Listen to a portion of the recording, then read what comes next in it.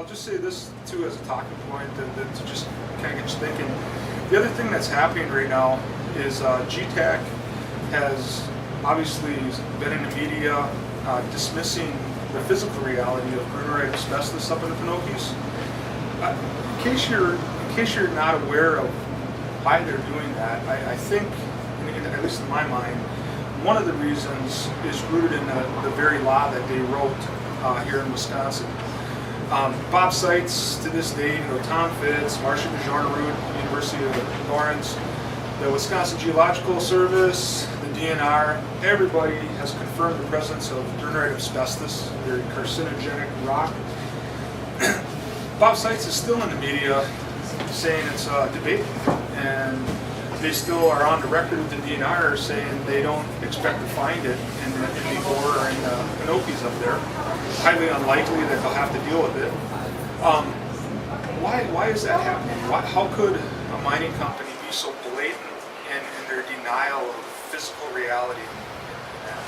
I think it's really rooted in the fact that in the mining law, the mining company is going to be legally bound to prepare an environmental impact statement, and I think this is the way it's ruled if I remember correctly, for any known negative environmental impacts.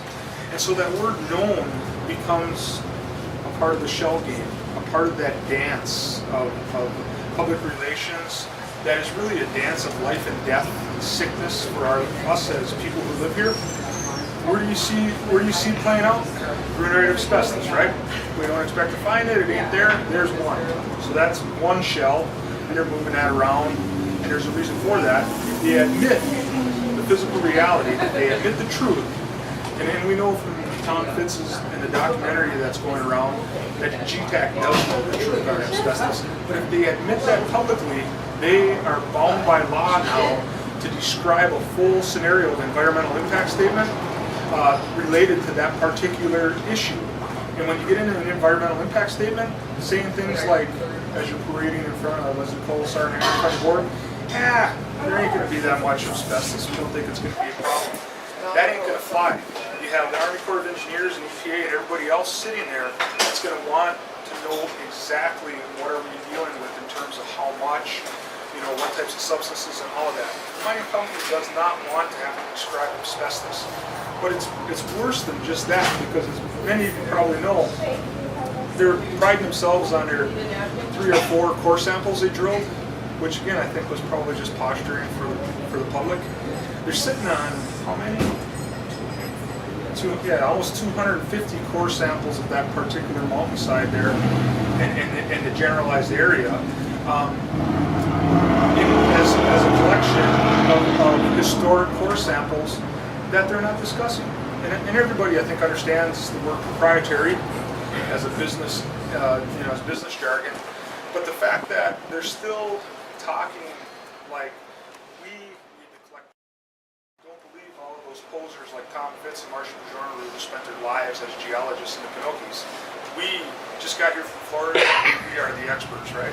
So as they pose and try to capture the science and push everything else off as inferior, the reality that's still sitting there unspoken and really unchallenged is the fact that Gtac could in real time paint a picture of what that mountainside looks like from a core sample perspective right now, today. Not, we need to continue to collect some data and all of those Gtac talking points.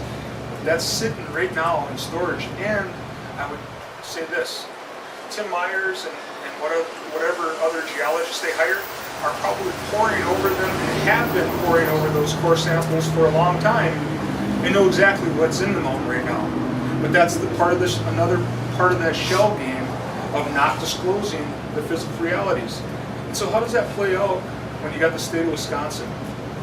I'm in a mining consultation meeting with Scott Gunderson, number 2 in the DNR, Cathy Stepp, number 1 in the DNR, and Ann Coakley, the head of the regulatory arm of the DNR. And Cathy Stepp grabs her cheerleader kind of garb and says, my job here is to help my team do the very best job they can do and work to get them the resources they need to be successful.